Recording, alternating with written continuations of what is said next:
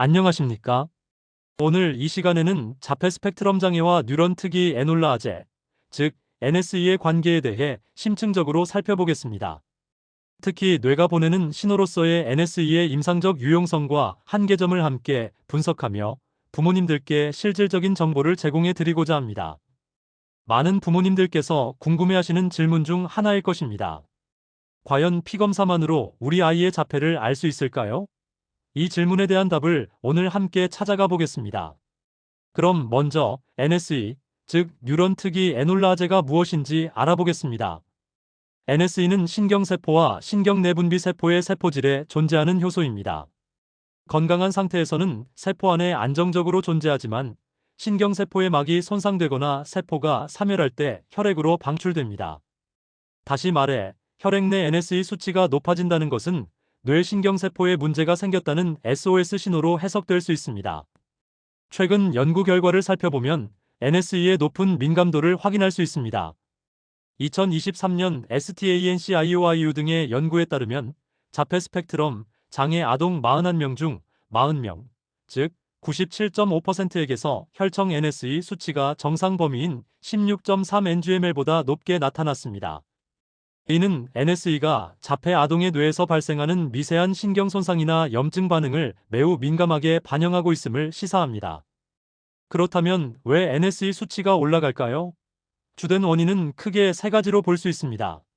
첫째, 신경세포 손상입니다. 뉴런의 구조적 손상이나 세포 사멸이 발생하면 세포 내부에 있던 NSE가 혈류로 유출됩니다. 둘째, 신경염증입니다.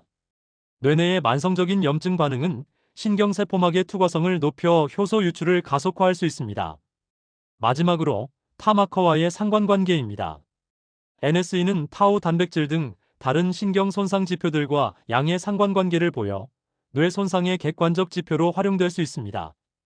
하지만 NSE를 자폐의 진단 지표로 활용하기에는 몇 가지 한계점이 존재합니다. 첫 번째 한계점은 연구 결과의 불일치입니다. 모든 연구에서 NSE 수치가 유의미하게 높게 나타난 것은 아닙니다. 예를 들어 2017년 에스나포글루 등의 연구에서는 오히려 교세포 손상 마커인 GFAP가 자폐의 심각도를 더 정확하게 반영하는 것으로 보고되었습니다. 이는 NSE 단독으로는 자폐 진단에 한계가 있음을 보여줍니다. 두 번째 한계점은 후생 유전학적 역설입니다. 2014년 웽 연구에 따르면 일부 자폐 스펙트럼 장애 아동은 유전자 과메틸화로 인해 오히려 NSE 생성이 억제되는 경우가 있었습니다. 즉, 전체 자폐 아동의 85.5%는 NSE 수치가 상승하거나 정상이었지만 14.5%의 아동은 NSE 발현이 감소했습니다. 이는 NSE 수치가 낮다고 해서 자폐가 아니라고 단정할 수 없음을 의미하며 단순한 수치 비교만으로는 충분하지 않다는 것을 보여줍니다. 세 번째 한계점은 NSE의 비특이성입니다. NSE 수치는 자폐뿐만 아니라 뇌가 스트레스를 받는 다양한 상황에서 상승할 수 있습니다. 예를 들어 뇌전증 환자의 경우 발작 후 급격한 수치 상승이 관찰되며 주의력 결핍 과잉 행동 장애, 즉 ADHD 아동에게서도 상승이 보고되었습니다. 또한 외상성 뇌손상이나 신경모세포종과 같은 종양의 마커로도 활용됩니다.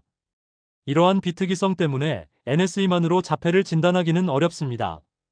그렇다면 이러한 한계점에도 불구하고 NSE를 임상적으로 어떻게 활용할 수 있을까요? NSE는 진단보다는 아이의 상태를 관리하는 지표로 유용하게 사용될 수 있습니다. 첫째, 하위그룹 분류입니다.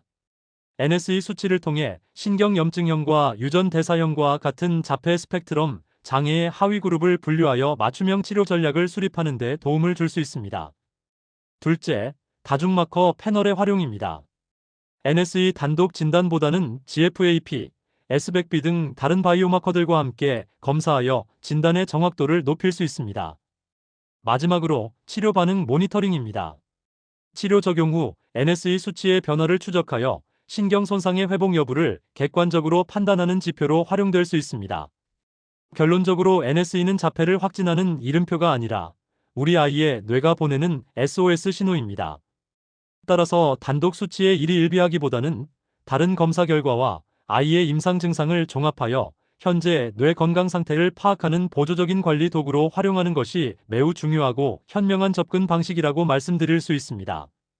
참고로 제 아들의 경우 NSE 검사를 시행했고 38.3이라는 수치를 기록하였습니다. 이는 정상치 상한선인 16.3의 2배 이상 수치입니다.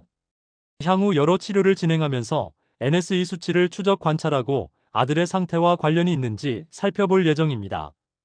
다음에 또 유익한 정보로 찾아뵙겠습니다.